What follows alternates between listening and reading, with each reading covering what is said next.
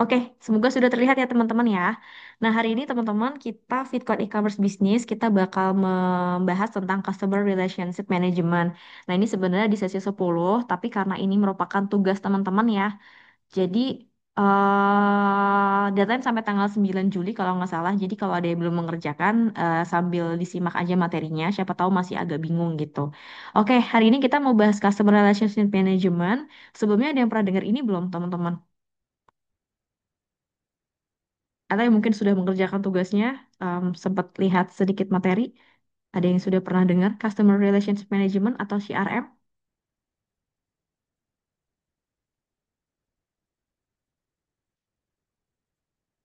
Oke, kalau misalnya belum kita bahas bareng-bareng. Oke, jadi CRM itu teman-teman kalau bahasa Indonesia itu manajemen hubungan pelanggan ya. Jadi ini sebenarnya sebuah strategi bisnis gimana caranya biar pelanggan itu jadi loyal, terus pelanggan itu jadi mendapatkan kepuasan gitu ya dari sebuah perusahaan atau ketika mereka membeli suatu produk atau merek gitu. Nah, kita langsung coba lihat kalau CRM sendiri teman-teman, menurut Abdul Rahim itu merupakan strategi bisnis yang memadukan proses manusia dan teknologi gitu. Nah, kalau menurut Kotler dan Keller, jadi CRM itu adalah proses mengelola informasi rinci tentang pelanggan perorangan dan semua titik kontak pelanggan secara seksama untuk memaksimalkan loyalitas pelanggan. Nah, jadi intinya titik kontak itu maksudnya apa ya? Apapun yang terkait dengan pelanggan gitu. Jadi kalau teman-teman lihat pengertian ini, teman-teman bisa menyimpulkan ya bahwa CRM sendiri intinya berarti untuk memaksimalkan loyalitas pelanggan. Dengan cara apa? Memadukan proses manusia dan teknologi yang nanti kita akan bahas. Oke, kalau gitu saya langsung masuk saja. Terus kenapa sih perusahaan itu um, menggunakan CRM gitu ya atau Customer Relationship Management? Nah, kalau menurut Pasla sendiri nih teman-teman, yang pertama pastinya untuk memperkuat interaksi perusahaan dengan pelanggan gitu. Karena kan tadi tujuannya adalah memaksimalkan loyalitas pelanggan ya teman-teman ya. Nah, jadi yang pertama pastinya memperkuat interaksi ini gunanya ya juga untuk meningkatkan pendapatan perusahaan. Nah, yang kedua teman-teman, tujuannya CRM adalah menyediakan informasi komprehensif tentang pelanggan gitu. Nah, ini juga untuk memaksimalkan hubungan antara pelanggan gitu ya dan perusahaan dan ini melalui strategi penjualan, contoh misalkan upselling, cross-selling gitu. Jadi akhirnya meningkatkan profitabilitas juga buat si perusahaan dengan cara misalkan mengidentifikasi pelanggan, terus menarik mereka biar tertarik dengan produk kita, terus mempertahankan pelanggan yang sudah ada, terus memberikan nilai tambah signifikan juga bagi perusahaan. Nah, yang ketiga teman-teman, tujuan CRM itu apa? Yang ketiga itu memanfaatkan informasi terintegrasi untuk memberikan layanan yang memuaskan buat pelanggan gitu ya. Jadi dengan memanfaatkan apa? Memanfaatkan misalkan data pelanggan untuk memenuhi kebutuhan mereka gitu ya. Misalkan data pelanggannya ceritanya mereka ketahuan misalkan ibu rumah tangga gitu ya kebutuhannya apa. Nah nanti tujuan CRM ini ya untuk memenuhi hal tersebut. Dan yang terakhir adalah menciptakan konsistensi nih teman-teman dalam prosedur dan proses dalam memberikan respon kepada pelanggan. Nah, intinya teman-teman, ada yang CRM ini manfaatnya buat perusahaan kan biar, buat pelanggan itu biar pelanggan mendapatkan layanan terbaik itu satu. Yang kedua, biar pelanggan mendapatkan tanggapan yang cepat. Misalkan ada sebuah isu gitu ya dalam mereka membeli produk kita gitu, mereka dapat tanggapan yang cepat dari perusahaan. Kemudian juga bisa memperoleh solusi yang tepat dan cepat gitu dan membangun hubungan positif dengan perusahaan. Nah, kemudian itu tentu tujuannya, teman-teman. Nah, selanjutnya nih, teman-teman. Nah, kunci keberhasilan CRM itu apa sih, teman-teman? Yang tadi kita sudah bahas ya di pengertiannya. Jadi, kuncinya itu ada tiga. Yang pertama, tentu saja manusia ya. Manusia atau people. Nah, kenapa manusia ini merupakan faktor utama ya? Manusia itu siapa sih yang dianggap manusia dalam CRM itu? Ya, karyawannya sebagai pelaksana teknis implementasi CRM-nya. Karyawan dalam sebuah perusahaannya gitu. Nah, dalam dimensi ini nih manusia, faktor kunci yang harus diperhatikan tuh misalkan antusiasme, kemudian kemampuan dan juga keramahan. Itu. Nah, yang kedua adalah yang harus ditekankan dalam keberhasilan CRM itu yang kedua adalah proses. Maksudnya proses itu apa? Proses itu merupakan sistem dan prosedurnya ya teman-teman ya untuk membantu kita ini untuk lebih mengenali dan menjalin hubungan dekat dengan pelanggan. Jadi prosesnya gitu ya. Misalkan kita memperhatikan proses dalam mengidentifikasi profil, kemudian komunikasinya gimana sih sama pelanggan. Terus misalkan kita mau ngasih reward atau souvenir untuk pelanggan gitu. Kemudian bagaimana kita sebagai perusahaan menjalankan penanganan keluhan pelanggan nih gitu. Nah, itu adalah prosesnya ya. Jadi apapun yang terkait dengan bagaimana kita ke pelanggan, pelanggan ke kita itu merupakan dalam tahapan proses. Dan yang terakhir teman-teman, kunci keberhasilan CRM adalah teknologinya gitu. Nah, teknologinya ini misalkan dalam bentuk software database gitu ya terkait dengan data pelanggan gitu. Nah, ini digunakan untuk tentunya membantu dan mempercepat ya dan mengoptimalisasikan faktor manusia dan proses bisnisnya gitu. Oke, nah ini kunci keberhasilannya teman-teman ya. Nah, selanjutnya teman-teman bisa lihat dimensi CRM. Nah, dimensinya CRM itu ada 4 ya teman-teman. Yang pertama, eh ini adalah customer identification atau identifikasi pelanggan. Jadi yang pertama, perusahaan tuh pastinya harus bisa mengidentifikasi pelanggan. Nah, kenapa? Agar bisa pelanggan tuh diperlakukan sesuai yang diharapkan gitu. Dan ini juga bisa menimbulkan sebuah ikatan yang saling menguntungkan. Jadi kita bisa identifikasi customernya. Misalkan tadi ya, customernya, oh dia misalkan sudah survei terus ternyata mereka adalah pelajar gitu. Biasanya kalau pelajar tuh sukanya produk apa sih? Misalkan kita lagi jualan apa sepatu gitu ya. Nanti pasti beda lagi identifikasi customer. Misalkan dia adalah pekerja, misalkan dalam hal sepatu kan produk sepatu kalau untuk orang kerja beda lagi gitu. Jadi kita harus bisa sebagai perusahaan mengidentifikasi customer atau pelanggannya. Nah kemudian yang kedua harus customer attraction, yaitu harus membangun daya tarik untuk pelanggan ya. Nah, ini bisa bentuknya gimana? Misalkan bagaimana cara perusahaan tuh dalam memberikan apa ya keunggulan perusahaan gitu. Jadinya pelanggan atau calon konsumen tertarik gitu dengan um, produk yang ditawarkan gitu ya. Oke, nah selanjutnya adalah customer retention. Nah ini pelanggannya sudah ada, tapi bagaimana caranya perusahaan itu mempertahankan pelanggan yang sudah existing atau sudah ada gitu ya. Nah, karena pelanggan itu kalau sudah menjadi pelanggan kan sudah menjadi bagian dari perusahaan ya teman-teman. Jadi gimana caranya perusahaan tuh menjaga keharmonisan hubungan si pelanggan sama perusahaan ini? Gimana caranya dengan memberikan fasilitas lah, reward lah, daya tarik tersendiri. Misalkan kalau udah pelanggan nanti beda nih, mungkin ada reward cashback lah atau misalkan kalau misalkan antri nanti beda sendiri gitu dan lain sebagainya gitu. Gimana caranya biar mereka itu tidak berpaling ke produk lain gitu ya. Jadi ini yang harus dijaga. Nah, yang terakhir adalah customer development atau pengembangan pelanggan gitu ya. Nah, ini maksudnya apa? Ini memfasilitasi pelanggan gitu ya, yang bisa narik konsumen baru. Contoh ya, teman-teman mungkin pernah dengar ya beberapa produk misalkan kalau udah ada pelanggannya, terus kita kasih tawaran gitu ya untuk pelanggannya untuk narik yang lain nanti mereka kita kasih reward gitu ya misalkan kayak jualan apa ya ih mau nggak jadi reseller dan lain sebagainya terus nanti kan eh, tambah customer gitu nah nanti ada reward buat si pelanggan yang sudah mengajak orang lain untuk beli produk dari kita gitu ya nah itu adalah dimensi dari CRM sendiri gitu. Nah, tentunya teman-teman kalau mau mengimplementasikan penerapan CRM ini, tentunya ada faktor internal dan eksternal ya teman-teman. Nah, yang pertama teman-teman untuk faktor internalnya pastinya harus ada komitmen dari manajemen sendiri ya teman-teman. Jadi dari pimpinannya, gimana mereka memanage uh, untuk menyampaikan ke karyawan gitu ya tentang sistem CRM gini gitu. Nah, kemudian yang kedua pastinya budaya organisasinya juga. Jadi ada agar ada budaya kerjasama gitu ya terkait bagaimana untuk menimbulkan loyalitas pelanggan. Yang ketiga adalah sumber pembiayaan. Ini pasti ya sumber pembiayaan gitu. Ini sangat penting untuk menyokong penerapannya dalam CRM, kemudian pengawasannya, keberlanjutan dan peningkatan sistem. Jadi pasti harus ada sumber pembiayaan biar penerapan CRM ini jangka panjang gitu ya. Nah, kemudian yang terakhir adalah pengembangan sistem. Nah, setiap perusahaan itu pasti punya sistem CRM yang berbeda. Caranya juga beda-beda ya. Bagaimana untuk pelanggan jadi loyalitas itu caranya pasti beda-beda. Kemudian tingkat tantangannya, kesulitannya juga pasti berbeda gitu. Karena kan customernya pasti berbeda juga gitu ya. Tergantung produk yang dijual juga gitu. Nah, jadi pastinya harus mempunyai strategi nih teman-teman untuk mencapai target implementasi CRM ini gitu. Nah, jadi strategi itu sangat penting ya teman-teman dalam penerapan CRM ini juga gitu. Nah, bagaimana dengan faktor eksternalnya? Untuk faktor eksternalnya teman-teman, yang pertama pastinya ada keamanan dari peretas gitu ya. Teman-teman tahu sendiri kan kalau misalkan kita sekarang sudah zaman teknologi canggih ya, sudah ada internet, pastinya salah satu halangan dari faktor eksternal itu adalah keamanan dari hacker gitu.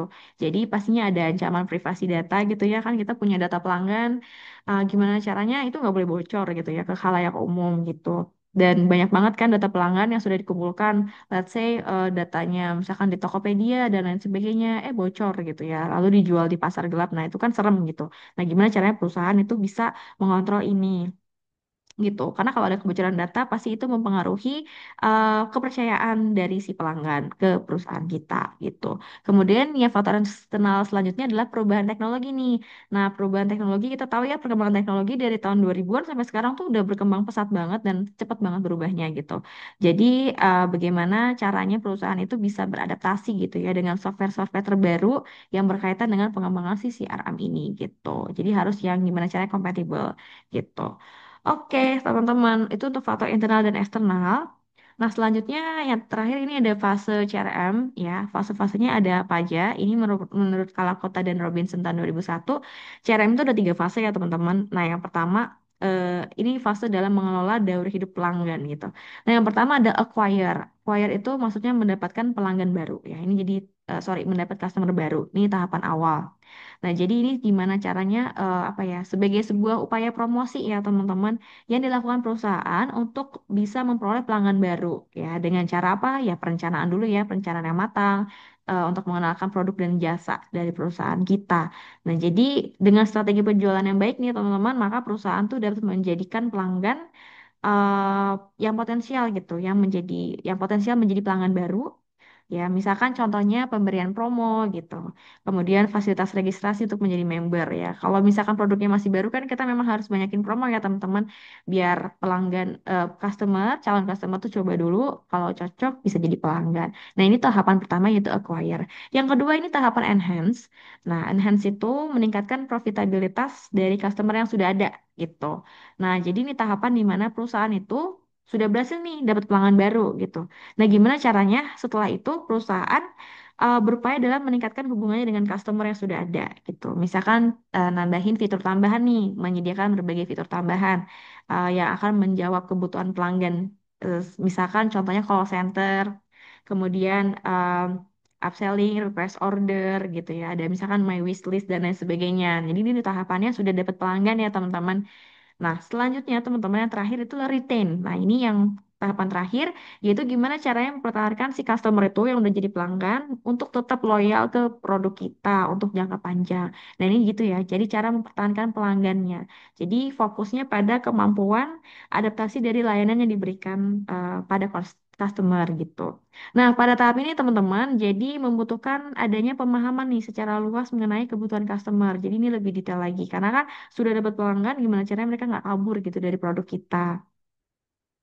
Ya, seperti itu. Misalkan kebijakan potongan harga untuk pelanggan yang setia, atau bonus khusus nih. Wah, ini udah jadi member nih, udah jadi pelanggan. Terus ada hal yang khusus nggak bisa didapatkan customer yang biasa. Nah, orang kan bisa jadi tertarik tuh. Oke, kita jadi pelanggan tetap biar dapat banyak reward atau bonus. Misalkan bonus ketika hari raya dan lain sebagainya. Nah, itu tadi ya teman-teman fase CRM ada acquire, enhance, dan juga retain. Oke, teman-teman. Jadi pada intinya CRM itu apa? Ya tadi ya strategi bisnisnya gimana caranya sebuah perusahaan itu bisa me keep si pelanggan gitu ya agar dia loyal eh, tidak pindah ke lain hati ke produk lain gitu ya. Itu adalah CRM gitu. Oke teman-teman, nah sekarang kita coba em, diskusi gitu ya tentang CRM, implementasi CRM pada Gojek. Nah, mungkin teman-teman ada yang sudah bikin tentang Gojek ya, mungkin bisa disampaikan juga. Saya baru lihat ada yang tentang produk seperti Something, ada yang tentang Erigo dan lain sebagainya. Nah, coba kita sekarang diskusi tentang kalau Gojek nih untuk agar pelanggannya gitu ya tidak kalian hati kan kita tahu ya saingannya banyak seperti Grab, ada Maxim dan lain sebagainya. Nah, kira-kira apa sih yang sudah dilakukan Gojek? Ada yang mungkin mau share?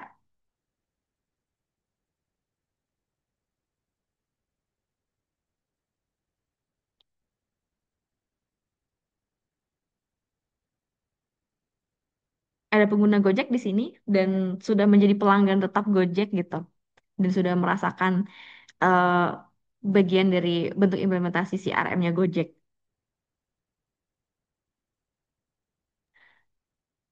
Siap, sudah pernah Bu.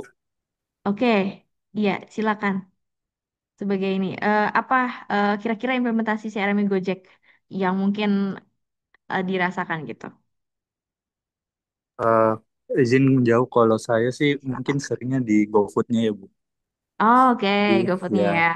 Oke. kalau di Gojek itu mungkin di bagian promonya sih. Jadi kalau Mm-mm. kita pesan di atas, misalnya di atas 30.000 ada promo Ada promo. potongan. Iya ada. Mhm. Jadi setiap bandingin sama yang lain, kita lebih memilih Promonya lebih gede gitu ya. Gojek karena ada Mhm. diskonnya itu Bu. Ya, Oke, promonya lebih gede.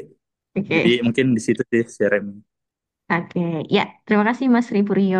Oke, betul ya. Jadi kalau teman-teman lihat Gojek, Gojek itu kan dulu fiturnya cuma GoRide sama GoCar aja gitu ya. Tapi sekarang ada GoFood nih. Dan tadi teman kita sudah menyampaikan bahwa teman kita ini paling suka misalkan GoFood, kalau sudah di atas misalkan 30.000 itu mendapatkan diskon. Dan ternyata kalau membandingkan dengan aplikasi yang lain, diskonnya relatif lebih besar gitu ya. Makanya itu membuat teman kita itu stay di uh, pakai GoFood-nya Gojek gitu. Oke, good. Ada lagi teman-teman yang mungkin menggunakan Gojek, terus menjadi pelanggan nih dan alasannya apa dan apa yang didapat gitu dari Gojek. Silakan. Ini Bu, Oke, silakan. suaranya Ya, terdengar.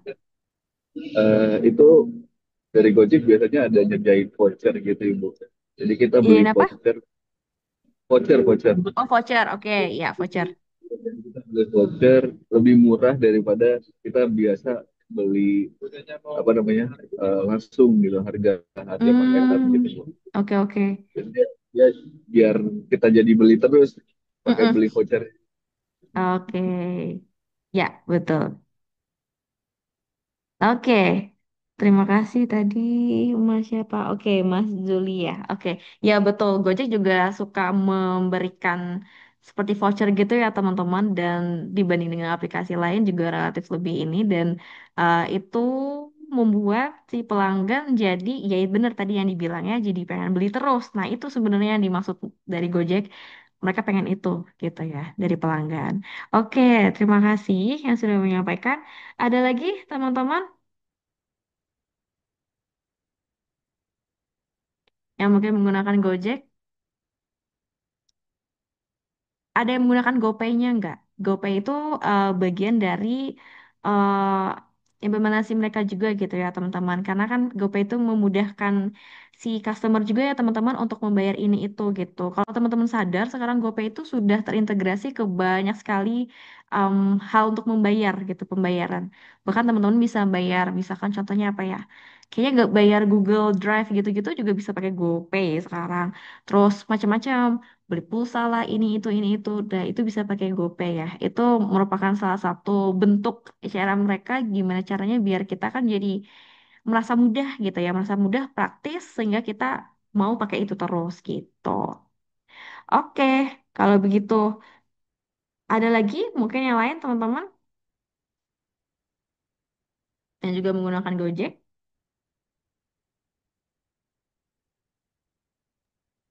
Mungkin saya mau sharing, Bu. Oke, silakan. Hmm, kalau saya transaksi tadi ya Ibu bilangnya pakai GoPay ya. Kalau Mm-mm. pakai kartu kredit kan kadang kita masih khawatir ya Bu ya. Iya. Misalnya langganan Duolingo, langganan Mhm. Gemini atau yang lainnya. Mhm. Nah, karena saya tetap tertarik mau pakai aplikasi itu yang berbayar, biasanya mungkin udah Mhm. cross border ya di luar, tapi Ya. nggak nyaman dengan kartu kredit. Tapi dia Mhm. dia biasanya buka tuh pakai Dana atau Oh, GoPay. Dana. Nah, Mhm. sehingga kita kan bisa isi sesuai. eh, yang diminta lah, nggak terlalu Mhm. berlebihan. Jadi ya mencegah mencegah tadi ya, mencegah takutnya dipakai data kita atau transaksi Mhm. keuangan kita. Itu mungkin Mhm. Bu. Makasih Iya. banyak. Oke, terima kasih. Ada Mbak Medi Jati. Ya, oke. Ya, itu bisa ya teman-teman. Dia memang, ya itu yang tadi kita sudah bahas. Dia terintegrasi juga gitu ya. Kalau misalkan, ya kadang nggak semua orang juga kan pakai credit card gitu. Nah, jadi penggunaan tadi misalkan GoPay atau Dana dan lain sebagainya. Nah, itu salah satu, ya salah satu fasilitas atau layanan yang diberikan mereka gitu. Biar kitanya juga merasa, oke ini aman nih, dan ini juga praktis, nyaman, dan bisa kita gunakan gitu ya untuk banyak sekali jenis pembayaran. Oke, terima kasih teman-teman yang sudah sharing. Oke, nah teman-teman untuk CRM ini sendiri ya teman-teman, ini kan merupakan tugas juga ya. Saya lihat kayaknya yang ngumpulin baru berapa belas orang gitu ya.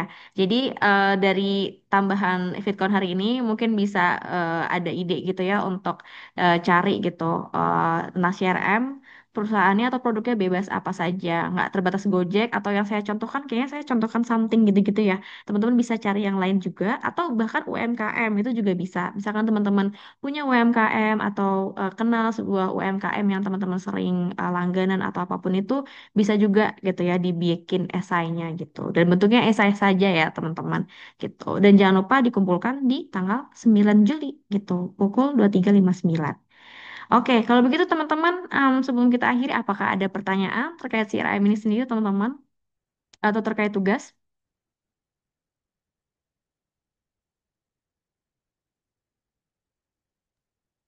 Izin bertanya Ibu, Oke, silakan. kalau CRM ini cocoknya untuk bisnis apa proses bisnis B2B atau C2C atau sejenisnya gitu Bu. Oke. Terus kalau resikonya apa sih? Apakah menjadi resiko kalau kita Sorry, sorry, sorry. Kayaknya saya harus mute seorang. Boleh diulangi yang pertanyaan kedua, Mas Zuli? resikonya kalau tidak menerapkan CRM itu? Oke. Ya, resiko kalau tidak menerapkan CRM. Oke, terima kasih atas pertanyaannya. Oke. Nah, teman-teman, kita ke resiko dulu nih. Ada yang mungkin mau menjawab? Kira-kira kan CRM ini kan gimana strategi bisnis, gimana caranya biar kita, pelanggan kita nih, dia itu tidak berpindah ke lain hati. Jadi biar loyal, biar mereka puas gitu ya. Sehingga menjadi pelanggan terus gitu. Kira-kira teman-teman ada yang bisa memberikan pendapat nggak kalau misalkan tidak pakai CRM nih, sebuah perusahaan atau produk gitu. Kira-kira ada risikonya gitu nggak? Ada yang mungkin mau share sebelum kita bahas?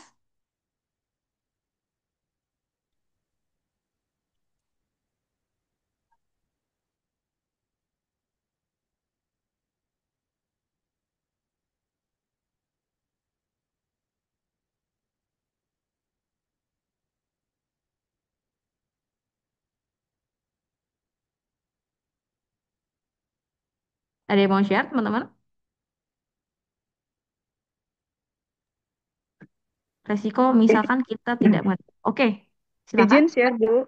Ya, boleh resikonya kira-kira kalau menurut. Resikonya mungkin kan tadi Ibu dijelaskan ya, CRM Mhm. itu kan di mana perusahaan ini kan eh, ya membagi resiko, terus juga apa namanya menjalin menjalin keterikatan ya, engagement Ya, dengan pelanggan yang juga. pelanggan.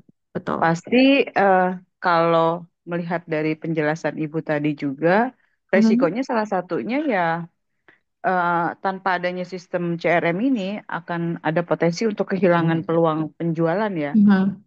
Ya, Ya. jadi si tim penjual itu mungkin juga akan kehilangan informasi atau tadi engagement dengan konsumen ataupun calon konsumennya. Mhm. Kemudian juga layanan pelanggan ya eh, mungkin akan lebih buruk kalau tidak menggunakan CRM ini ya. Ya Mhm. akan bisa menimbulkan apa ya, keluhan-keluhan atau juga Mhm. frustasi lah kalau kita bilang dari sisi Ya. customer ya.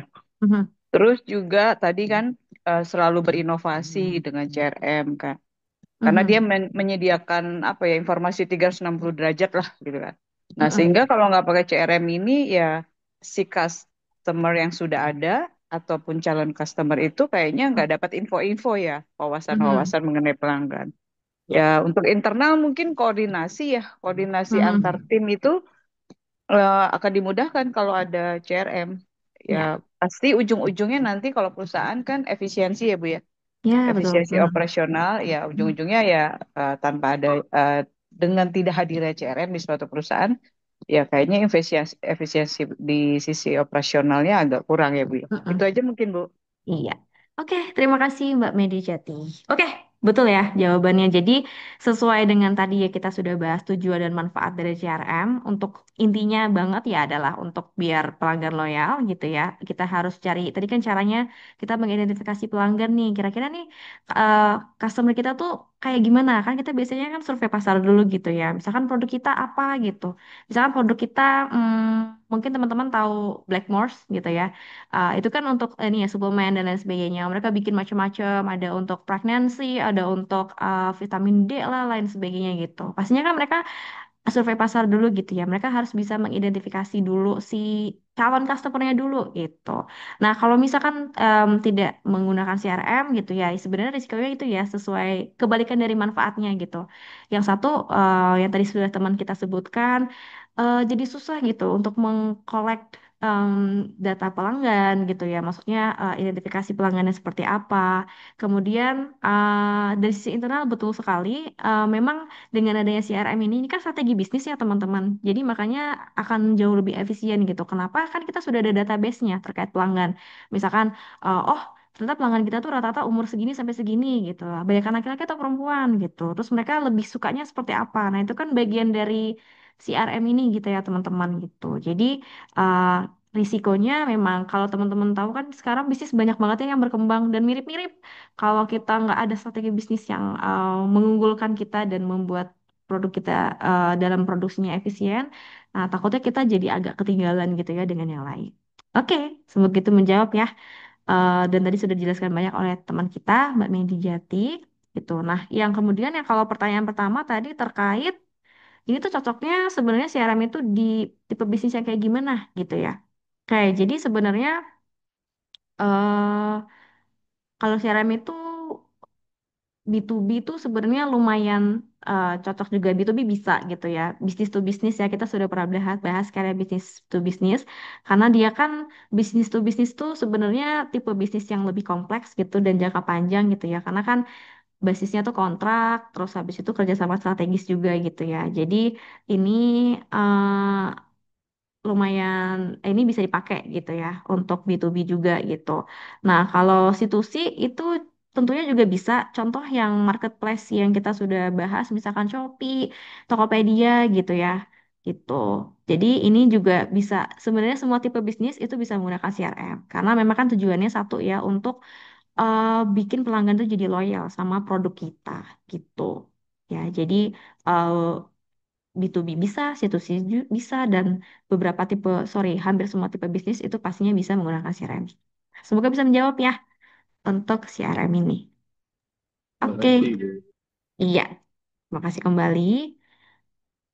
Oke, nah kalau begitu teman-teman, apakah ada pertanyaan lagi? Mungkin terkait tugasnya atau apapun terkait CRM?